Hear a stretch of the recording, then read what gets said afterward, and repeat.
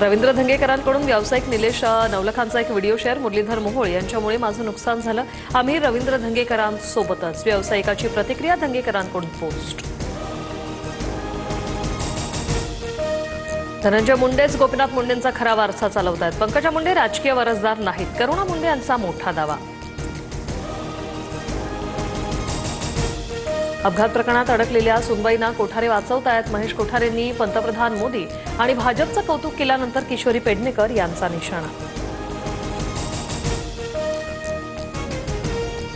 कोठारेंचा काही व्हिडिओ हाती लागला असावा म्हणूनच ते मोदी भक्त झाले असावेत. अविनाश जाधवांकडून महेश कोठारे यांचा लाचार.